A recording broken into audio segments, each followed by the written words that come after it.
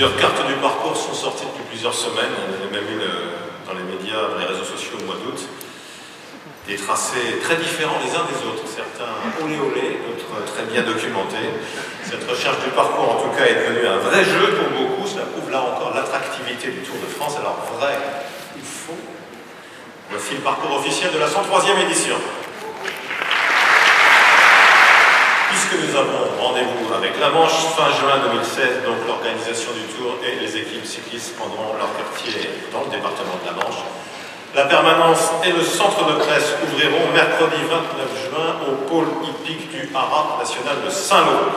Le lendemain, jeudi 30, la présentation des coureurs se déroulera dans un site ô combien chargé d'histoire à Sainte-Mère-Église et ce sera l'heure du départ. On a beau penser connaître le Mont-Saint-Michel, c'est toujours le même éblouissement devant la merveille de l'Occident, l'un des tout premiers sites français inscrits au patrimoine mondial de l'humanité. Cette image majestueuse de la France sera la première que le monde entier verra samedi 2 juillet à l'heure de la première étape du Tour 2016. Le Tour que l'on pourra encore admirer un peu plus tard des falaises de Champeau qui surplombent la baie. C'est le plus beau kilomètre de France, s'était exclamé après l'ancien président du Conseil, Édouard Herriot, le général Eisenhower, commandant suprême des forces alliées en 1944.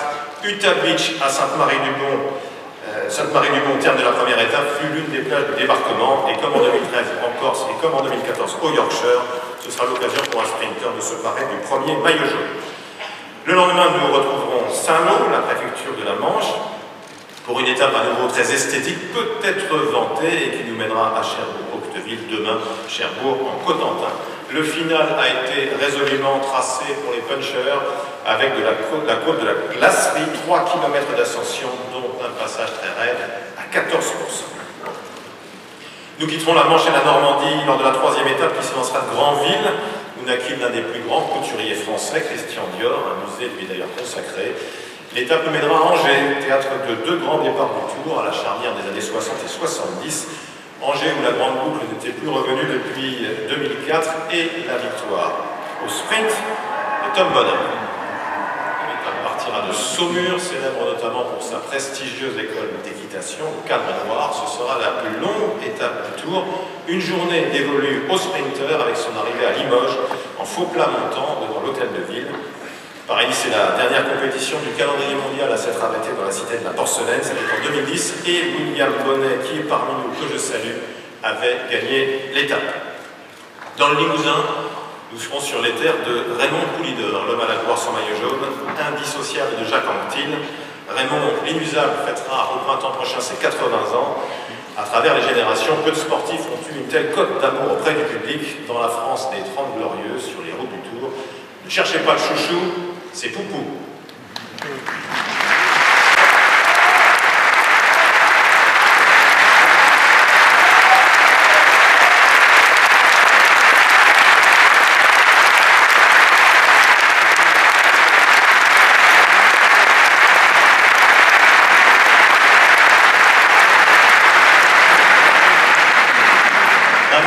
Sur le podium du Tour 74 avec Eddy Merckx et l'Espagnol Vicente Lopez Carril.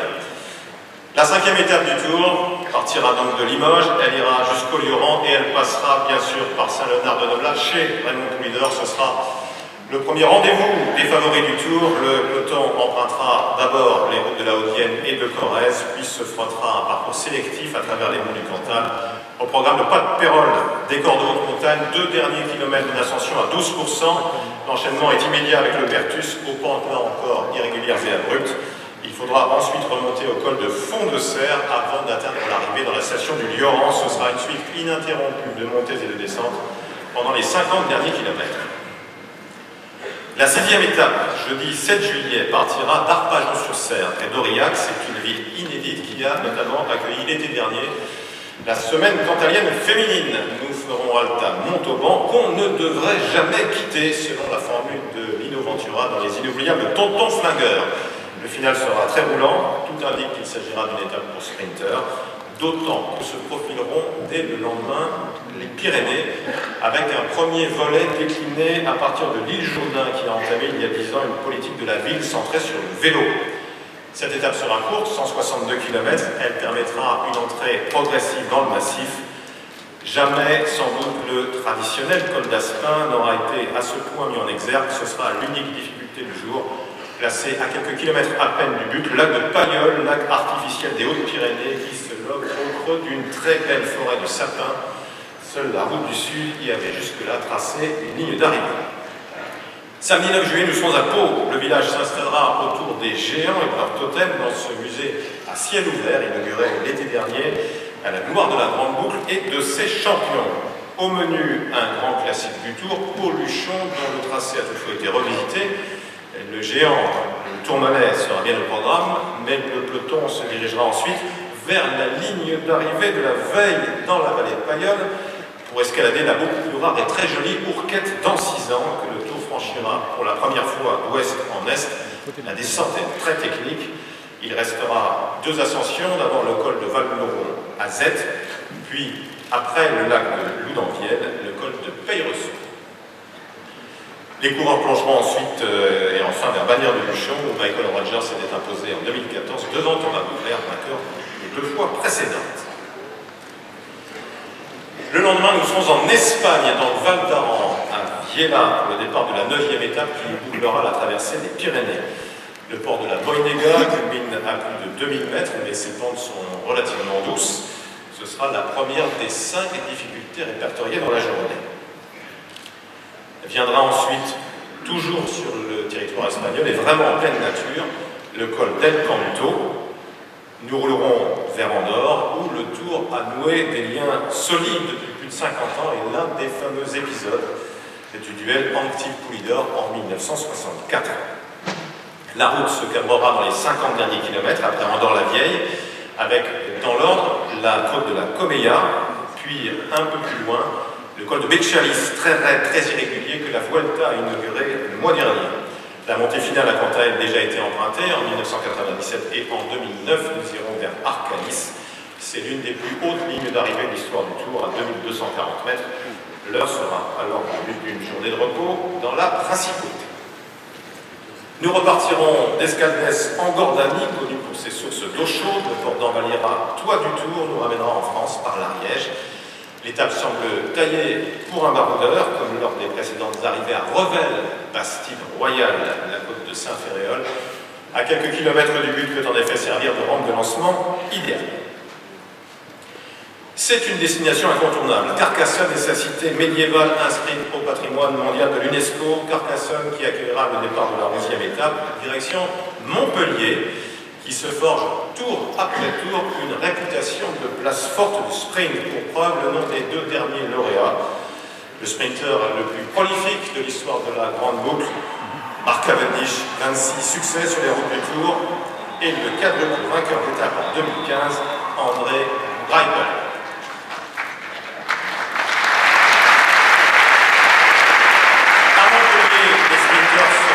D'ailleurs bien d'en profiter car l'étape du lendemain n'est pas faite pour eux. Au départ, il sera en effet dans toutes les têtes. Il faut dire qu'on aperçoit de loin sa silhouette particulière sur les routes de Vaucluse. Montchauve, entêtant, obsédant, le Ventoux abordé par Bédouin, comme les dernières fois. Le géant de Provence sera le théâtre de l'arrivée d'une étape du Tour pour la 10e fois depuis la victoire inaugurale de Charles Nicoll en 1958. Et ce sera donc, comme en 2013, lors du succès de Chris Froome, un 14 juillet. Le lendemain, la 13e étape en Ardèche nous invite à la fois à un contre-la-montre et à un voyage dans le temps. Ce sera sans conteste un chrono pour homme fort entre Bourg-Saint-Andéol et la caverne du Pont d'Arc, réplique de la grotte Chauvet. Là encore, un joyau inscrit au patrimoine mondial de l'humanité. Les 37 km se découpent ainsi, 6 km à 5% pour débuter, une quinzaine de kilomètres pour 10 rouleurs, puis une descente technique vers les gorges de l'Ardèche et pour finir, une montée de 3 km à 5%. C'est sur ce parcours que se déroulera l'étape du cœur de mécénat chirurgie cardiaque. Vous connaissez l'association et son but, faire opérer en France des enfants souffrant d'une malformation cardiaque qui ne peuvent être soignés dans leur propre pays. À vos souhaits. Nous serons à Montélimar, au lendemain du contre-la-montre, Bon anniversaire, monsieur le maire. Bon anniversaire, Franck Régnier. J'espère que ce n'est pas vous qui êtes enrhumé. 50 ans aujourd'hui. Merci d'être venu les fêter avec nous. La ligne d'arrivée sera située devant le parc des oiseaux, le paradis des sprinters ou la Cervonie. C'était imposé lors du dernier critérium du Dauphiné. La préfecture de l'Ain, Bourg-en-Bresse, accueillera le départ de la 15e étape tracée intégralement dans le département. Le col de Berthian sera l'une des ascensions au programme de cette journée qui promet d'être l'un des temps forts du Tour. Le col de Sapel sera lui aussi au menu avant que le peloton ne s'attaque au morceau de bravoure, montée irrégulière, sévère, le plus souvent en forêt, l'une des voies d'accès au Grand Colombier.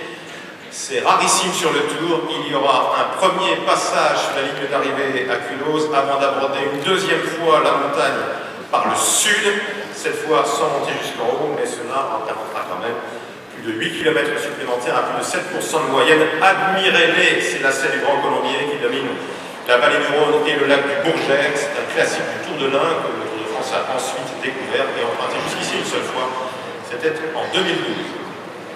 Il y aura 4000 mètres de dénivelé entre Bourg-en-Bresse et Culose. Le stade d'athlétisme porte le nom de l'enfant du pays, l'athlète champion d'Europe, Christophe Lemaitre.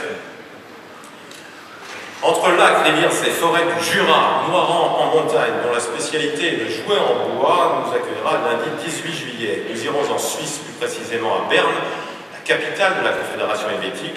La Suisse, où le Tour fit étape pour la première fois il y a plus de 100 ans, dès 1913. Les visites dans les pays proches n'ont rien de nouveau, mais si elles sont plus nombreuses aujourd'hui, c'est vrai.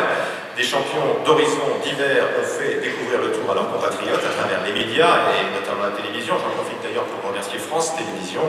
L'envie du Tour a ainsi été décuplée. Pourquoi la tentation de l'étranger? Tout simplement pour aller à la rencontre de l'enthousiasme, à la rencontre de la ferveur, partout pour mieux faire rayonner le Tour, pour mieux faire rayonner la France. Parce que, selon la formule de Jacques Godet, partout où il va, le Tour, c'est un peu du prestige et du savoir-faire de notre pays.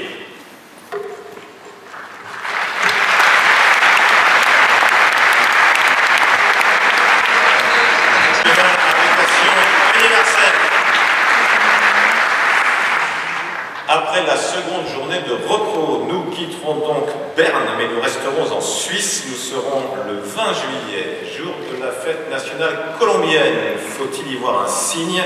Ce sera en tout cas une étape pour grimpeurs, avec notamment un final très sélectif éprouvé lors du Critérium du Dauphiné 2014. Au programme, un col que le Tour n'avait plus franchi depuis près de 40 ans. La Forclaz, Bernard Thévenet était alors en jaune. Les coureurs devront ensuite se hisser à près de 2000 mètres d'altitude jusqu'au barrage d'Émosson, au-dessus du village de Finhaut. La Forclaz plus Émosson, c'est un total de 23 km d'ascension à plus de 8% de moyenne. Le site d'arrivée est vraiment exceptionnel. Le Mont Blanc et le bien nommé glacier du Tour, on n'a pas fait exprès, sont à portée de vue. Et vous ne rêvez pas, les bus d'équipe sont alignés sur le barrage lui-même, comme vous le voyez ici, c'était lors du Dauphiné. Ce sera la même chose pour le Tour.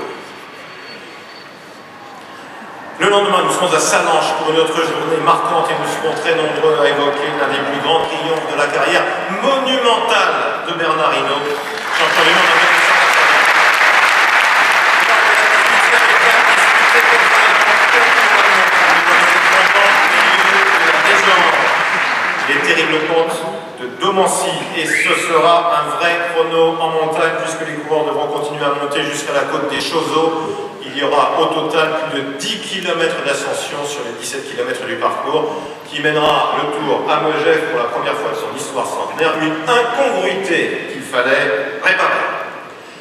Vendredi 22 juillet, à 2 jours de Paris, nous serons à Albertville, comme en 2012, c'était à l'époque à l'occasion des 20 ans des Jeux Olympiques d'hiver. C'est une particularité du Tour 2016, il y aura et une, et deux, et trois Forclaz.